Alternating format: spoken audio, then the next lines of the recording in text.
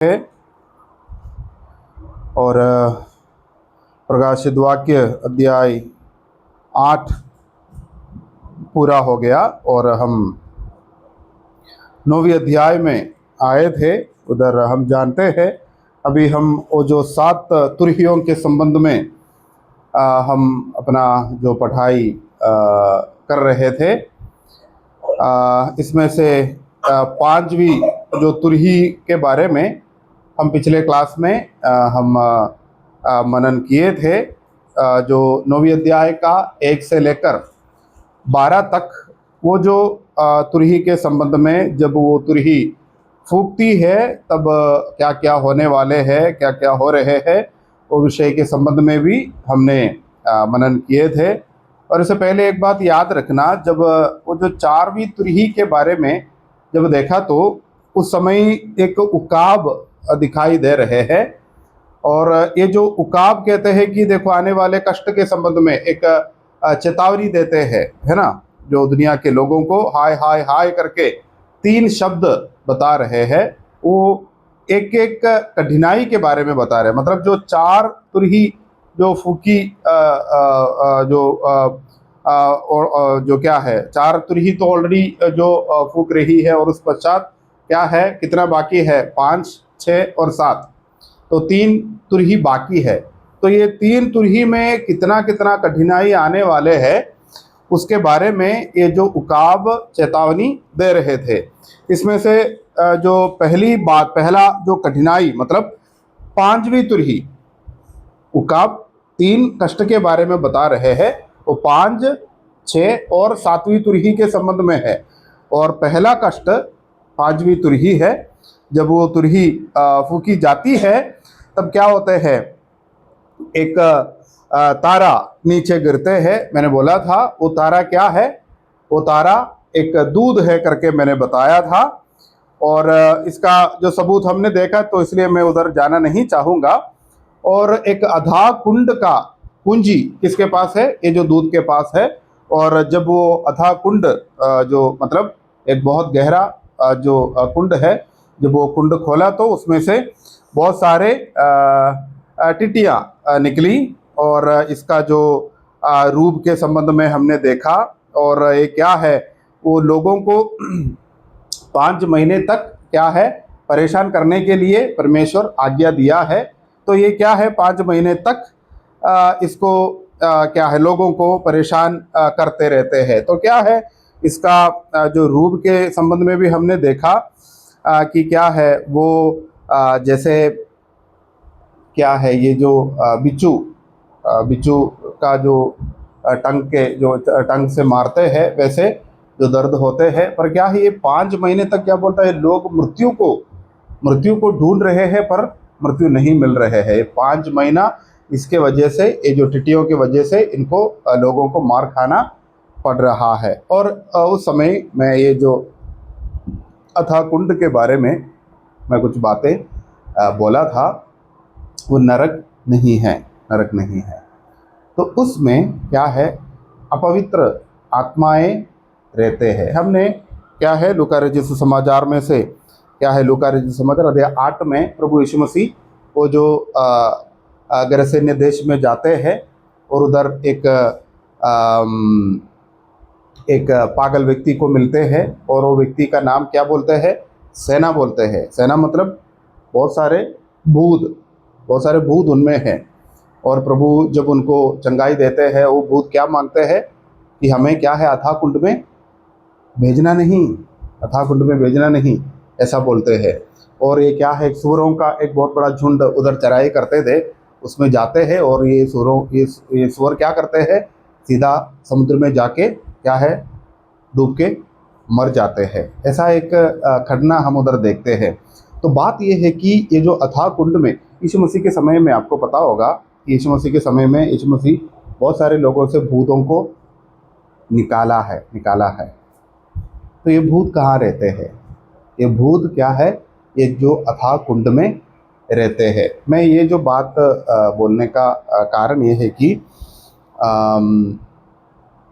ये बाइबल जब हम पढ़ते हैं, बाइबल का इतिहास हम पीछे मुड़कर जब देख रहे तो करीबन इंसान इस दुनिया में मतलब आदम को बनाने से करीबन 6,000 से ज़्यादा वर्ष हुआ है करके हम देख सकते हैं, क्योंकि हमको ये जो प्रकाशित वाक्य के संबंध में हमको पता है ना, उधर से हम पीछे गिनते हैं लोगों का, ये जो वंशगति बाइबल में लिखा है, तो वंशगति के अनुसार हम पीछे गिनते गिनते गिनते जब हम देखते हैं तो क्या है, करीबन 6,000 से ज़्यादा साल है हैं। तो इससे पहले क्या था, एक ऐसा एक सिद्धांत है, इसको गैप थियरी बोलते हैं। गैप मतलब क्या है है ना, ये जो मध्यांतर है ना, ये जो गैप थियरी बोलते हैं। तो इसका ये लोगों का मानना क्या है कि कुछ कुछ सबूत भी हमको बाइबल में से मिलते हैं। इन लोगों का मानना क्या है कि परमेश्वर आदि में क्या क्या बनाया, स्वर्ग आकाश और पृथ्वी को बनाया है ना। उत्पत्ति का किताब अध्याय 1 के 1 में हम देखते हैं आकाश और पृथ्वी को बनाया। वो पृथ्वी कैसा था, बेडोल था, है ना। तो ये सवाल ये है कि परमेश्वर किस चीज़ को बनाया, वो बेडोल कैसे हो सकता है, सुनसान कैसे हो सकता है।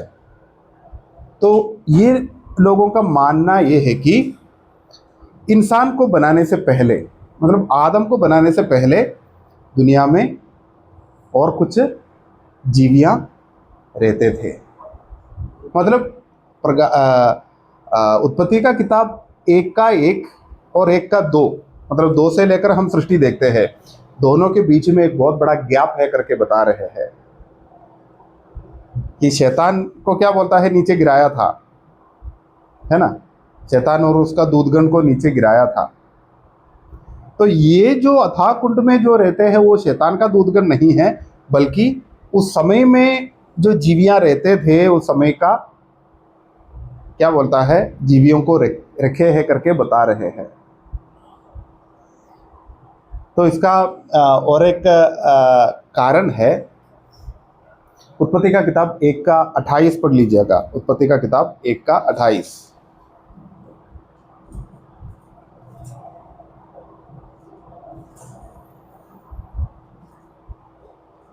और परमेश्वर ने उनको आशीष दी और उनसे कहा, फूलो फलो और पृथ्वी में बढ़ जाओ और उसको अपने वश में कर लो।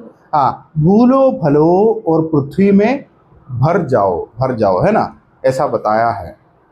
और ये जो शब्द हम हिंदी में और मेरा अपना जो मातृभाषा में जब पढ़ते हैं तो इसमें कोई ये नहीं है, कोई कन्फ्यूजन नहीं है, कोई शक नहीं है। पर क्या है, ये जो मूल भाषा में से सीधा इसको जो अनुवाद करके अंग्रेजी में क्या लिखा है पता है, रिप्लेनिश करके एक शब्द लिखा है, रिप्लेनिश शब्द का मतलब यह है कि फिर से भर जाओ। समझ रहे हैं ना, भूलो भलो फिर से भर जाओ।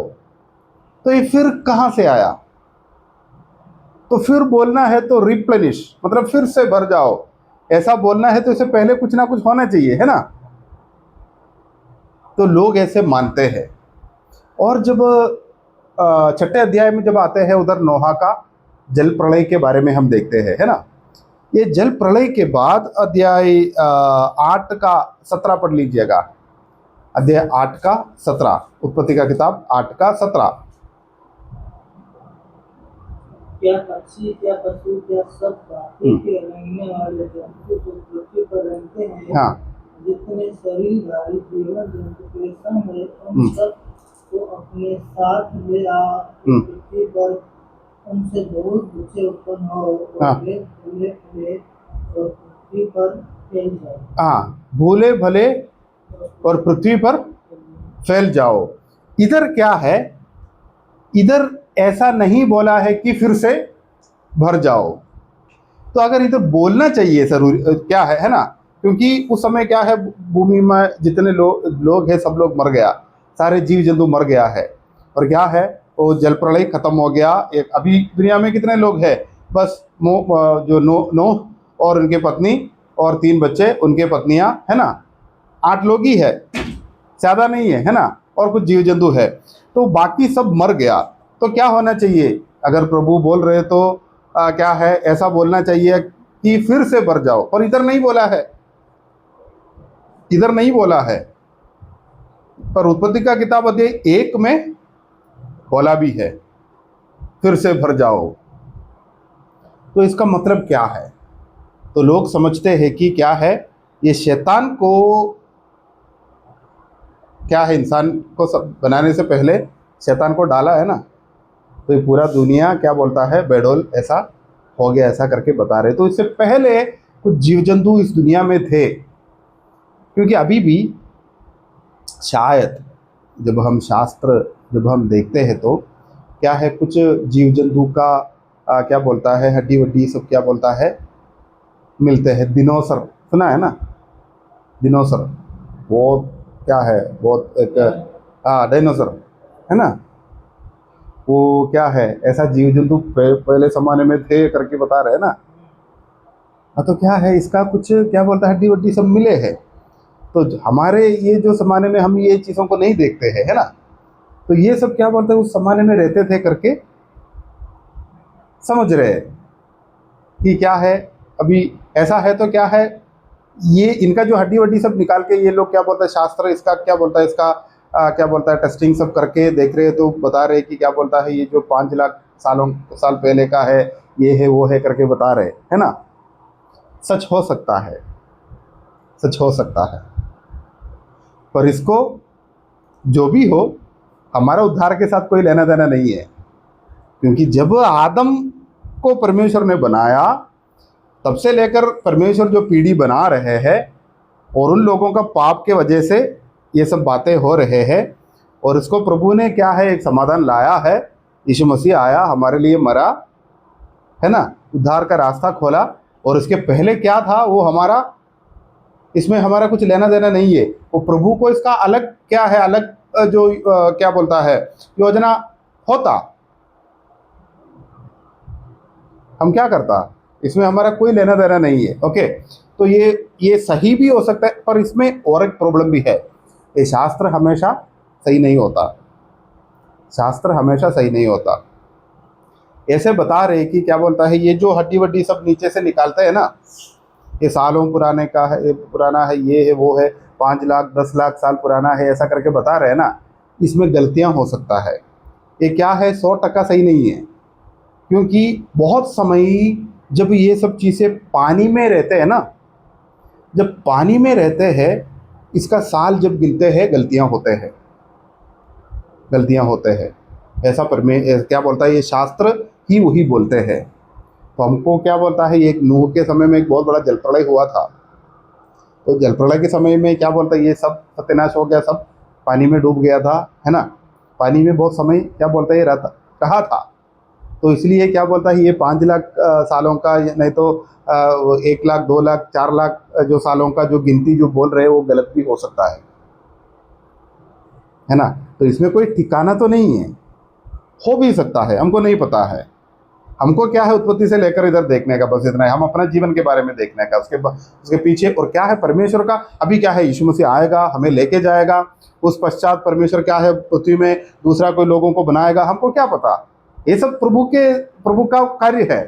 प्रभु जो हमारे सामने प्रकट किया है, हमको बस इतना जानने का है ना, हमारे लिए वो काफ़ी है। वो भी क्या है, हमको क्या है मालूम नहीं पड़ रहा है, कितना जो भेद परमेश्वर का वचन में लिखा है वो भी हमको समझ में नहीं आ रहे। और फिर क्या है, हमारा बुद्धि का परे जो बातें हैं उसके बारे में सोचने का ज़रूरत हमें। हम क्या है, प्रभु में सुरक्षित है, यीशु मसीह के द्वारा हम उद्धार पाया है। तो इसलिए हमको इसमें क्या बोलता है, ये हमारा कोई, इसके साथ हमारा कोई लेना देना नहीं है। अगर पहले क्या बोलता है कुछ जीव जंतु थे या नहीं, क्या फ़र्क पड़ता है। अगर आगे प्रभु क्या है, दूसरा एक भूमि को सृष्टि करने वाले हैं हम स्वर्ग जाने के बाद, समझो अभी तक क्या बोलता है, इतना ही है। तो इस पश्चात प्रभु क्या है, दूसरा एक भूमि बना रहे, उधर भी लोगों को बना रहे, यीशु मसीह फिर आएगा, क्या पता, हमको नहीं पता। वो तो प्रभु का योजना है। हम क्या है, हम ऐसा नहीं करना है करके हम नहीं बोल सकता, है ना। प्रभु तो संप्रभु है, हमारा प्रभु। वो क्या है, उनका योजना, उनका इच्छा, उनका मर्जी क्या बोलता है, वो उनका हाथ को कोई रोक नहीं सकता, है ना। तो इसलिए ये सब बातें ऐसा समझिएगा। और एक बात भी याद रखने का, मैं बस पढ़ने का ज़रूरत नहीं है। ये जो अभी क्या है, ये जो 5वीं तुरही के समय में क्या है, ये जो टिड्डियाँ आते हैं, बहुत परेशान करते हैं।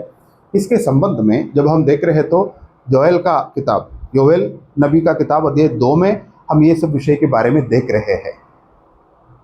ये क्लेश जो है उधर बताया है। एक दो आयत हम देखेंगे, योएल का किताब अध्याय 2 का 2-3 आयत हम देखेंगे। 2 का 1 से लेकर 4 तक पढ़ लीजिएगा। सिय्योन में नरसिंगा फूको, हाँ। मेरे पवित्र पर्वत पर सांस बादकर फूको। देश के सब रहने वाले कांप उठे, क्योंकि यहोवा का दिन आता है, वरना वह निकट ही है। वह अंधकार और तिमिर का दिन है, वह बदली का दिन है और अंधियारे का सा फैलता है। जैसे भोर का प्रकाश पहाड़ों पर फैलता है, वैसे ही एक बड़ी और सामर्थ जाति आएगी। प्राचीन काल में वैसी कभी न हुई और न उसके बाद फिर किसी पीढ़ी में होगी। उसके आगे आगे तो आग भस्म करती जाएगी। हाँ, वो जीवी के बारे में बता रहे उधर। हाँ, पढ़ लीजिएगा। और उसके पीछे पीछे लौ जलाती जाएगी। हाँ। उसके आगे की भूमि तो अदन की बारी के समान होगी। हाँ। परंतु उसके पीछे की भूमि उजाड़ मरुस्थल बन जाएगी और उससे कुछ न बचेगा। उनका रूप घोड़ों का सा है। हाँ, उनका रूप घोड़ों का सा है ना, हम देख रहे हैं उधर। हाँ। और वे सवारी के घोड़ों के समान दौड़ते हैं। हाँ, और अभी 7वीं कलम पढ़ लीजिएगा। वे शूरवीरों के समान दौड़ते और हाँ। हाँ, योद्धाओं की भांति शहर बना पर चढ़ते हैं। हाँ। वे अपने अपने मार्ग पर चलते हैं और कोई अपनी पांति से अलग ना चलेगा। ओके, अभी 10वीं कलम देखो। उनके आगे पृथ्वी कांप उठती है और आकाश थरथराता है। सूर्य और चंद्रमा काले हो जाते हैं और तारे नहीं झलकते। ओके, अभी 25वीं कलम। जिन वर्षों की उपज अरबे नामक टिड्डियों और येलेक और टिड्डियों है ना। हाँ। और हासिल ने और आजाम नामक टिड्डियों ने, अर्थात मेरे बड़े दल ने, जिसको मैंने तुम्हारे बीच भेजा खा ली थी, मैं उसकी हानि तुमको भर दूंगा। ओके, अभी 28वीं कलम भी देखना। 28वीं कलम पढ़ेगा तो सब समझ में आएगा। उन बातों के बाद मैं सब उन बातों के बाद, हाँ पढ़ लीजिएगा। सब प्राणियों पर अपना आत्मा उड़ने लूंगा। हाँ। और तुम्हारे बेटे बेटियां भविष्यवाणी करेंगी। हाँ। और तुम्हारे पूर्वीय स्वप्न देखेंगे। हाँ। और तुम्हारे जवान दर्शन देखेंगे। हाँ, कुछ लोग यही पकड़ा है, पर ये घटना कब होना है? ये जो आखिरी समय में ये जो टिटिया आके क्या बोलता है, सब कुछ सत्यानाश करने वाले हैं, वो तो क्या है, तब कलीसिया इधर नहीं है, समझो। हम तो क्या है, हम प्रभु के साथ स्वर्ग में हैं। तो उस पश्चात इस दुनिया में जो कठिनाई होने वाले है, वो कठिनाई के अंत में क्या बोलता है, ये सब बातें आने वाले हैं। हाँ, तो हाँ ऐसे होगा, क्योंकि प्रेरित पत्रुस जब ये बातों का जिक्र करते हैं तब क्या है, पूरा रीति से नहीं, तब भी क्या बोलता है, सब आत्माओं, सब लोगों के ऊपर आत्मा नहीं आया है ना। उस समय में भी, पेंतकोस्त दिन में भी क्या बोलता है, इसका एक क्या है, एक सूचना है, एक संकेत ही है ना। तो ऐसा बताया है योएल जो नबी के किताब में ऐसा बताया है करके, जब प्रेरित पत्रुस बोलते हैं तब भी क्या बोलता है, सबके ऊपर नहीं आ रहे। प्रेरित पत्रुस को कोई गलती नहीं हुआ है, प्रेरित पौलुस ऐसा जिक्र किया है, ऐसा बताया गया है, इसके क्या बोलता है, एक लक्षण है करके बता रहे उधर। वो पूरा रीति से उस समय में भी क्या बोलता है, सबके ऊपर पवित्र आत्मा नहीं आया है ना। तो उस पश्चात हम क्या बोलता है, यूहन्ना नबी के जो यूहन्ना जो बपतिस्मा देने वाले का जो चेले के संबंध में हम देख रहे हैं, जब प्रेरित लोग उनसे बातें करते हैं, पवित्र आत्मा है करके भी हमने नहीं सुना है, ऐसा करके बता रहे। तो तुम्हारा बपतिस्मा क्या बपतिस्मा है, तो बोला तो यूहन्ना बपतिस्मा देने वाला का बपतिस्मा है करके बोल रहे। तो बोल रहे कि देखो आप फिर से बपतिस्मा लेना है। तो उस समय में भी क्या बोलता है, सबके ऊपर पवित्र आत्मा नहीं आया था उस रीति से, जैसे क्या बोलता है हमारे जीवन में पवित्र आत्मा है वैसे नहीं आया है। तो ये सब बातें कब होने वाले हैं, इसका संपूर्ण क्या बोलता है फुलफिलमेंट, मतलब जो पूरा होना क्या है वो ये जो 17वीं सप्ताह के आखिरी समय में, मतलब ये पूरा होने के बाद ही है। तो ये सब बात समझना ज़रूरी है। ओके, अभी हम आगे जाएंगे।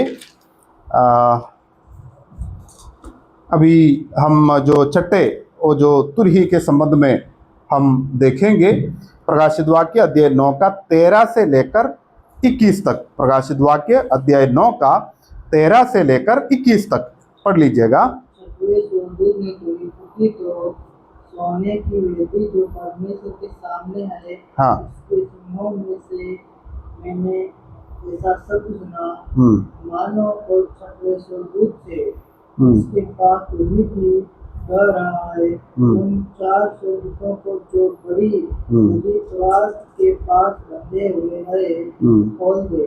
वे चारों दूत खोल दिए गए जो उस घड़ी और दिन और महीने और वर्ष के लिए मनुष्यों की 1/3 के मार डालने को तैयार किए गए। उनकी फौज के सवारों की गिनती 20 करोड़ थी। मैंने उनकी गिनती सुनी। मुझे इन दर्शन में घोड़े और उनके ऐसे सवार दिखाई दिए जिनमें आग और धूम्रकांत और गंधक की सुर्खी, और उन घोड़ों के सिर सिंहों के सिरों के समान थे, और उनके मुंह से आग, धुआं और गंधक निकल रहे थे।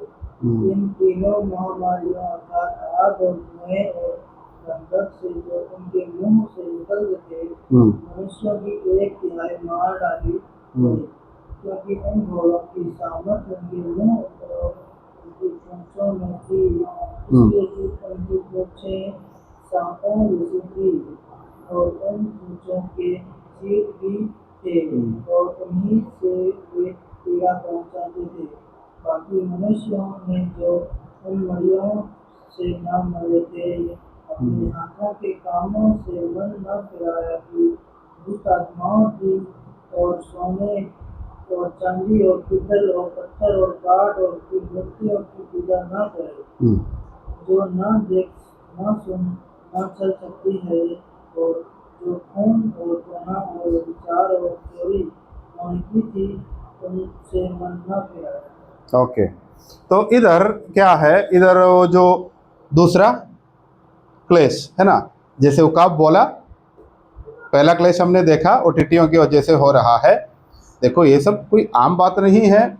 हम जब बोलते हैं, हम आराम से बैठ के बोलते हैं, उस समय क्या बोलता है सोच भी नहीं सकता, इतना बड़ा क्लेश है। अभी क्या है, अभी यूफ्रेटिस नदी का जो क्या है किनारे 4 खोड़े के संबंध में हम देख रहे हैं। ये यूफ्रेटिस नदी बहुत खास है। ये नदी के किनारे क्या क्या है पता है? बाबिलोन, बाबुल, जो हम उत्पत्ति का किताब अध्याय 11 से लेकर हम देख रहे हैं, वो बाबिलोन यूफ्रेटिस नदी के किनारे है। शैतान का राजनगरी है। शैतान का क्या बोलता है, उनका जो राजनगरी है। तो उधर से क्या बोलता है, 4 घोड़े निकलने वाले हैं। वो घोड़े का जो खासियत हम इधर देखते हैं, उनके मुंह में से धुआं और आग निकलते हैं। ये सब क्या है ना। तो जो बाइबल के विरुद्ध बातें करने वाले लोग क्या बोलता है, ये तो वो आखिरी समय में, क्योंकि इतना सारा मिसाइल है, आटम बम है, ये है वो है ना, बहुत सारे क्या बोलता है जो मॉडर्न जो वेपन्स हथियार हम क्या है इसका आविष्कार हुआ है, तो उसके बीच में एक घोड़ा जाके क्या करेंगे, है ना। एक घोड़ा जाके, ये बहुत सारे कार्टून्स हम देखते हैं ना, ये जो बच्चों के लिए कार्टून्स और सिनेमा, सब बड़े बड़े सिनेमा आते हैं, तो उसमें भी ऐसे कुछ कैरेक्टर को बनाते हैं।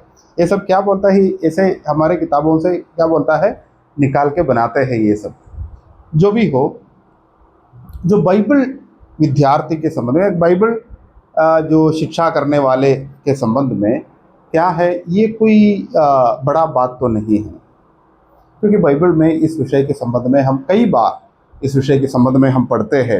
एक बात हम देखेंगे, दूसरा राजा का किताब अध्याय 2 का 11, दूसरा राजा का किताब अध्याय 2 का 11। उधर हम एलिया के बारे में कुछ बातें हम उधर पढ़ते हैं। दूसरा राजाओं का किताब अध्याय 2 का 11वीं कलम।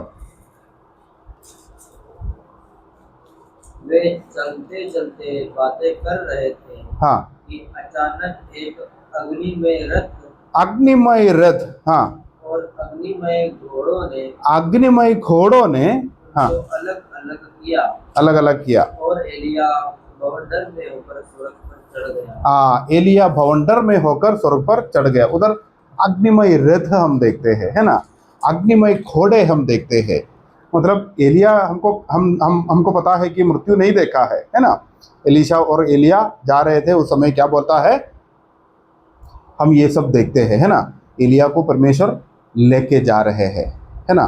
तो ये घोड़ा एक क्या बोलता है, ऐसा एक आत्मा रूपी घोड़ा जो है, क्या बोलता है, ये एक आम बात तो नहीं है ना। और उस पश्चात भी हम क्या है, एलिशा के इतिहास में भी हम इस विषय को हम देखते हैं। और दूसरा राजा का किताब अध्याय 6 का 13 से लेकर 17 तक देख लीजिएगा।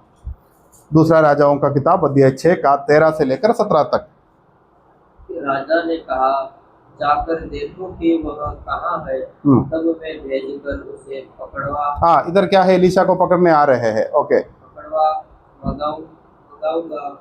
उसको यह समाचार मिला, वह दोदान में है। तब उसने वहाँ घोड़ों और रथों समेत एक भारी, हाँ, घोड़ों और रथों समेत क्या है, दोदान के चारों ओर घेर लिया है। मतलब एलिशा को पकड़ना है, ये जो सीरिया राजा है। हाँ, आगे। और उन्होंने रात को आकर नगर को घेर लिया। हाँ, और को परमेश्वर के भक्त का टहलुआ हाँ, उठा और निकल कर क्या देखता है कि घोड़ों और रथों समेत एक दल नगर को घेरे हुए पड़ा है। हाँ, तब उसके सेवक ने उससे कहा, हाय मेरे ये तो ये जो राजा का घोड़े जो है, वो जो आम तौर पर हम जो देख रहे हैं वही घोड़े है। आगे। हम क्या करें? हाँ, उसने कहा, मत डर, क्योंकि जो हमारी ओर है वह उनसे अधिक है। हमारी ओर है वो उनसे अधिक है। हाँ, जो उनकी ओर है। हाँ, तब एलिशा ने यह प्रार्थना की, हे यहोवा, इसकी आंखें खोल दे कि हाँ, अपने दास का आंखें खोलने के लिए एलिशा प्रार्थना कर रहा है। तब क्या हुआ, यह देख सके। हाँ, तब यहोवा ने सेवक की आंखें खोल दी, और जब वह देख सका तब क्या देखा कि हाँ, एलिशा के चारों ओर का पहाड़ अग्निमय घोड़ों और अग्निमय घोड़े, हाँ, रथों से भरा हुआ है। हाँ, तो परमेश्वर का क्या है, दूतगण है। तो एलिशा को क्या है, संरक्षण करने के लिए अग्निमय घोड़ों का एक बहुत बड़ा झुंड क्या है, पूरा पर्वत सारे जगह में क्या बोलता है, घेर लिया है।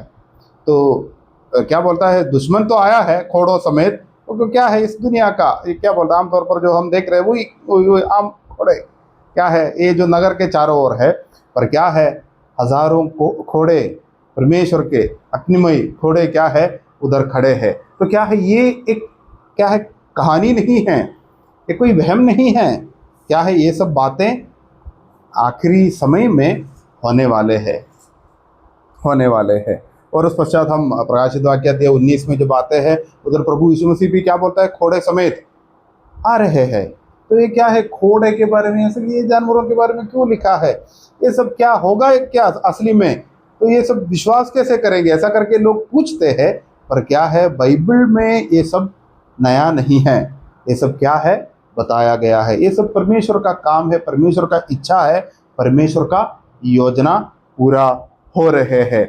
और इसमें क्या हुआ, और मनुष्य में से क्या है, 1/3 मर गया। मतलब 3 का 1 हिस्सा क्या बोलता है, पूरा का पूरा मर गया।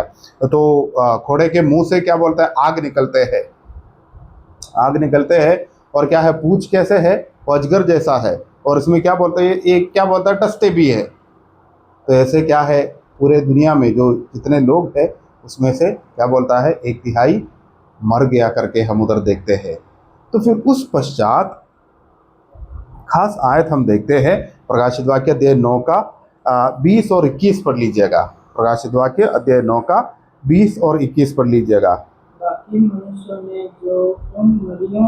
बाकी मनुष्य जो बचे हैं वो मनुष्य न मरे थे, अपने हाथों हाथों के कामों से हाँ, मन न फिराया, अपने हाथों के कामों से मन न फिराया, उस आत्माओं की हाँ, और सोने और चांदी और पीतल और पत्थर और काठ और मूर्तियों की पूजा न करे, हाँ, और जो न देख न तो मूर्ति पूजा नहीं छोड़ा है। तब भी इतना जो कठिनाई होते हैं तब भी क्या बोलता है, तो उस जमाने में भी समझो, जो लोग बोलते हैं उधर बॉम्ब है, ये है, वो है, मिसाइल है, ये मोस्ट मॉडर्न वेपन्स है, ये है, वो है करके बोलते हैं, तब भी क्या बोलता है, लोगों ने मूर्ति पूजा नहीं छोड़ा।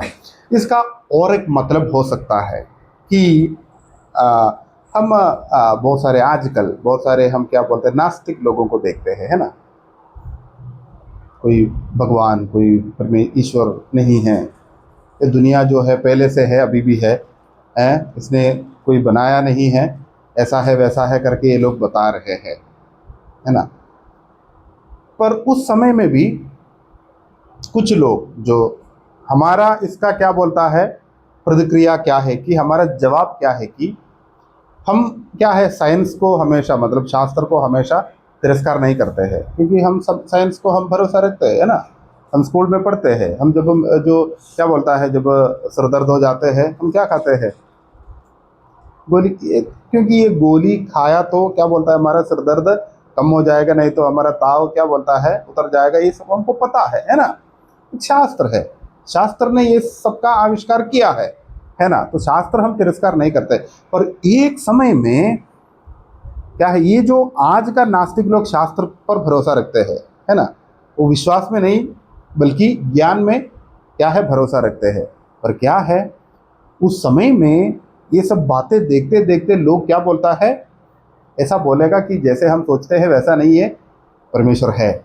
क्योंकि जो बातें हो रहे हैं विश्वास नहीं कर पा रहे, है ना। ऐसे चीज़ें हमारे चारों ओर हो रहे हैं, क्योंकि साइंस मतलब शास्त्र उस समय क्या बोलता है, बोलेगा कि परमेश्वर है, कुछ ना कुछ शक्ति है। हम क्या बोलता है, हम इसका क्या बोलता है, हम इसका जो क्या है, परिभाषा तो नहीं बोल सकता, पर क्या है करके शायद साइंस भी बोलेंगे। तब भी क्या बोलता है, लोग सच्चा जीवित परमेश्वर में नहीं आएगा, ऐसे मूर्तियों के पीछे भागा दौड़ी करेंगे, क्योंकि किसी भी तरह क्या बोलते हैं, बच जाना है।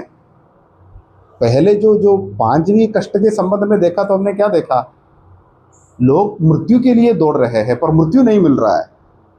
शायद उस समय क्या बोलता है, आज का सबसे क्या बोलता है, सबसे तेज जो जहर है साइनाइड, क्या है, हमारा ये जो जीभ में रखा तो 1 सेकंड में हम मर जाएंगे, 1 सेकंड में मर जाएंगे। कोई ये जो सोना का जो काम करते हैं ना, वो लोग के पास ये रहता है।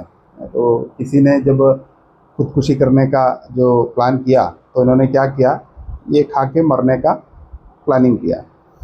तो दुनिया में आज तक किसी ने इसका स्वाद क्या है नहीं बताया है, क्योंकि जो लोग अपने मुंह में रखा है तुरंत मर गया है। तो ये बंदा क्या किया, एक डायरी रखा और हाथ में पेन रखा, और क्या है, ये खाने के लिए बैठा है और ये मुंह में रखा, लिखना शुरू किया, तब मर गया,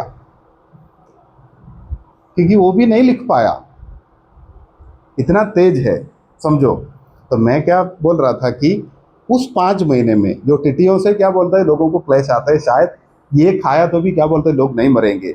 तो शास्त्र तो क्या बोलता है, कंफ्यूज हो जाएगा ना, ऐसा क्यों है, ये साइनाइड खा के भी हम नहीं मरते हैं, और क्या है, चाकू मारते हैं नहीं मरते हैं, तो क्या है, वो जो क्या है टांगते हैं फिर भी क्या है, नहीं मरते हैं। तो साइंस तो विश्वास तो करना पड़ेगा कि है, ईश्वर है। पर क्या है, तब भी ये लोग क्या बोलता है, सच्चा जीवित परमेश्वर के चरणों तले नहीं आएगा, ये जो क्या है मूर्तियों के पीछे भागा दौड़ी करेगा, वही होने वाले हैं।